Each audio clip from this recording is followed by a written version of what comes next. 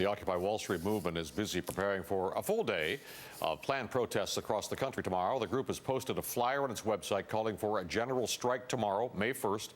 According to its website, the group has an entire day's worth of activities planned for our area, including a march over the Williamsburg Bridge, a rally in Union Square, and picket lines outside several banks and businesses. Joining us now to talk more about the potential impact of these May Day events is Dr. Paul Levinson. He is professor of communication and mass media studies at Fordham University. Welcome, Professor. Good to be back. Can the Wall Street protesters stage a comeback? Well, absolutely. I mean, the issues haven't gone away. They've gotten worse. Billionaires are still paying a ridiculously low level of taxes. Students are still paying way too much in loans. All the issues that brought everyone out in the fall have just gotten worse. But I'm wondering, last time the strategy that the city had dealing with them was to try to just let it burn out on its own, and after about 8 weeks or so, the neighborhoods in which there were encampments got exasperated with the protesters. They kind of wore out their welcome. Will they welcome them back now, again, this year?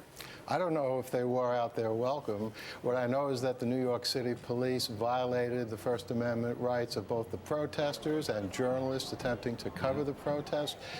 People reporting were arrested. They were roughed up.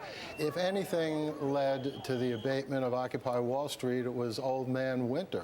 And let's face it, it's tough to be out there when it's 25 degrees. Do you think the city is going to change its tactics this time around? I seriously hope they do, because I think this is a serious blot on Mayor Bloomberg's record.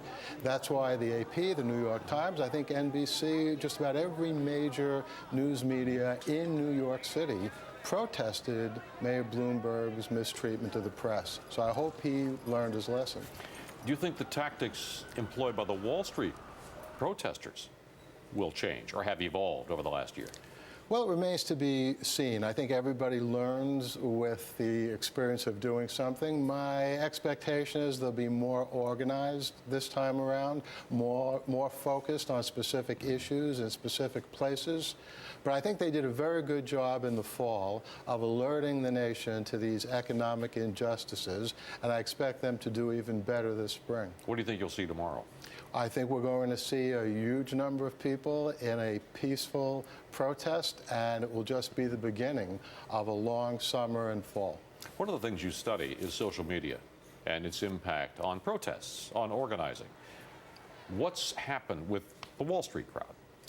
What's happened is anyone with a smartphone can videotape a protest, and it's instantly up on YouTube for everyone else in the world to see.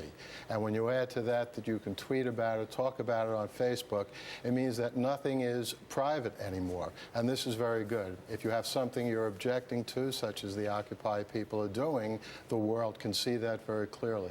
All right. Thank you, Professor. My pleasure.